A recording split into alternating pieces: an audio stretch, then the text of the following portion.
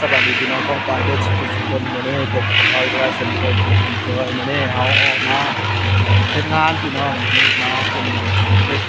เป็นกรรมกรโม้ปูนครับเรื่องโม้ปูนครับคนอยู่ขวางได้มาเนี่ยต้องใส่ให้งานพี่น้องแต่ว่าเอาใส่งานจักเนาะหรือว่างานไฟฟ้าพี่น้องเป็นขนาดน้อยสวยเบาแห้งเนาะกันไปดูกันเลยพี่น้องนี่เครื่องโม้ปูนเนาะก็เลยพี่น้องแต่ว่าเอาเต็มเลยแม่นได้เทื่อละชอบพี่น้องปูนนี่เลยแต่อันนี้เขาเอาเทื่อละครึ่งชอบพี่น้องเพราะว่าสิให้ทางลุงเพิ่นเฮ็ดไป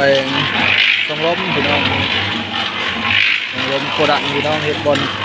โกดังที่ว่าเขาจ้าไว้เฮ็ดบนห้านแต่งรถเนาะ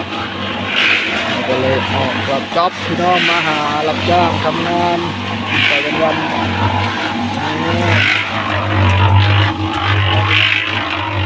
อย่างมันนำเราด้วยพี่น้องนี่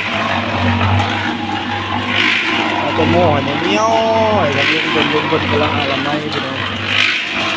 นี่แหละโอ้ยอย่างนี้พอบนสุดเก็บลมเก็บรายละเอียดพี่น้อง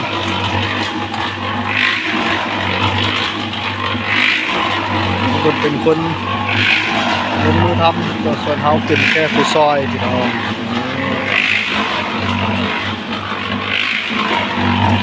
เป็นแนวที่ไปเลย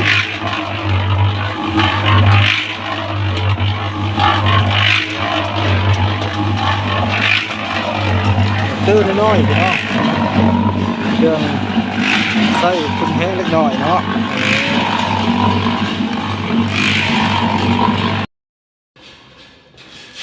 นี่พี่น้องหลังจากนั้นเราก็ตัดภาพเอานี่เราก็ขึ้นมาอยู่มุมสูงพี่น้อง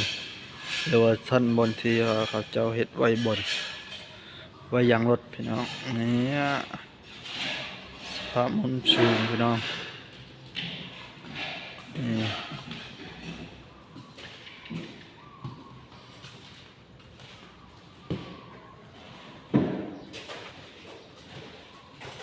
นี่ทีมศาสตร์พี่น้องเรากำลังเกี่ยม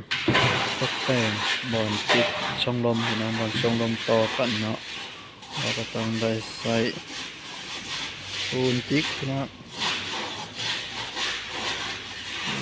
สีมือดังระดับจังหวัดเลยพี่น้อง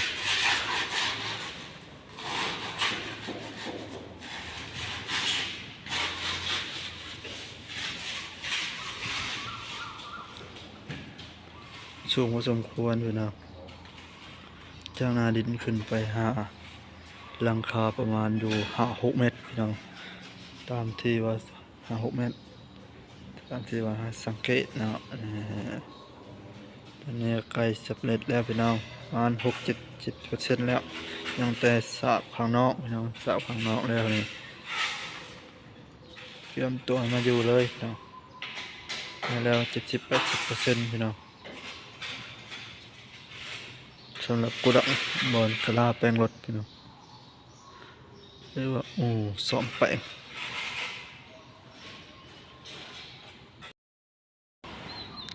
นี่พี่น้องหน้าร้านที่ว่าเขาจะตั้งอันนี้ก็จะเป็นตึกพี่น้องหาสั้นเลยพี่น้องหาสั้น6 ดาดฟ้านี่อ้อมพี่น้องนี่กุดังพี่น้องที่ว่ากำลังเฮ็ดพี่น้องกันแล้วไปประมาณ70%เลยพี่น้องยังแค่30พอมาอยู่แล้วเลยพี่น้องเพราะว่ายังแต่เสาทางนอกเนาะกับติดบนช่องลมทางดกเขานี้พี่น้องแล้วก็ขนเครื่องขนของเข้ามาอยู่ได้เลยนะข้างโรงงานรถซิ่งพี่น้องเหยียบร้อนหลังกระสี